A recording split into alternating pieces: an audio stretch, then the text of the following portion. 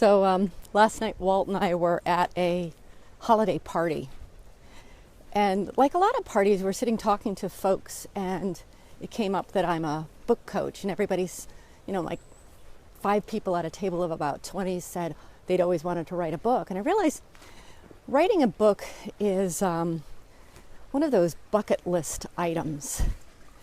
Everybody wants to run a marathon, everybody wants to write a book, and everybody wants to go to Paris. So I started thinking about, well, if it's a common dream, what stops people from writing a book?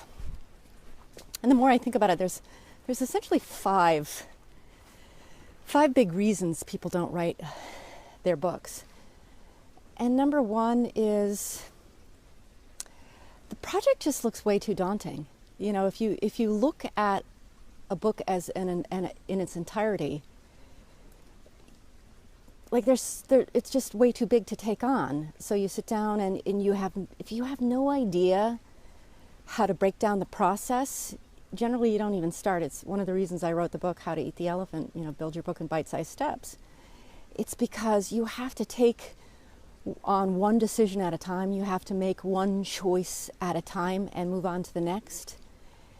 And that's the only way you can take on a big project. But just, thinking about anything that big in its entirety is just enough to totally stop you. Here's another thing.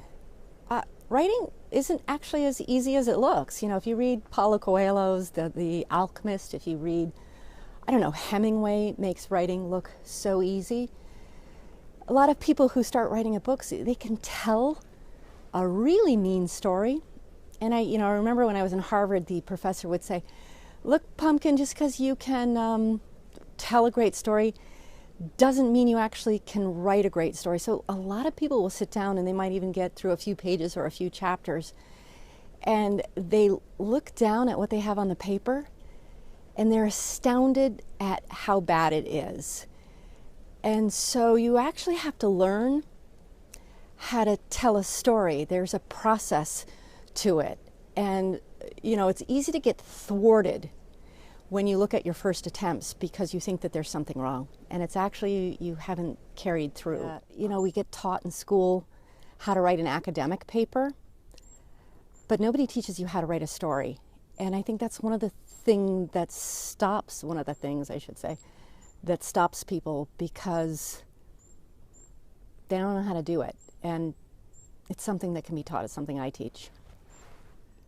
Here's the biggest one. Here's the biggie. It's really scary to tell the truth and to have your true thoughts and opinions in black and white down on the page. So people will get started writing and they realize that part of their story involves other people that they love, people in their families, even clients. And it's very scary to tell the truth because we don't know how it's going to shake out for us.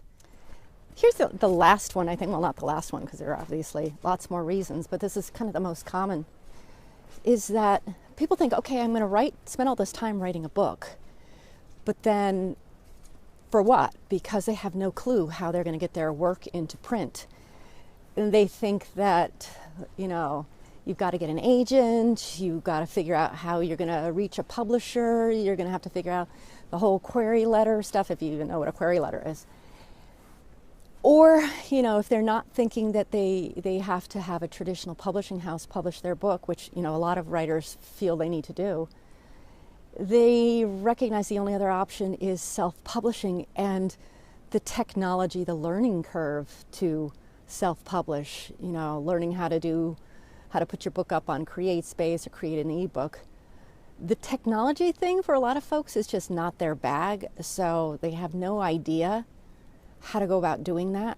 It's one of the topics that I cover in my book, How to Eat the Elephant, simply because there are tons of options and you're not really stuck. So it's kind of a bad excuse, quite frankly.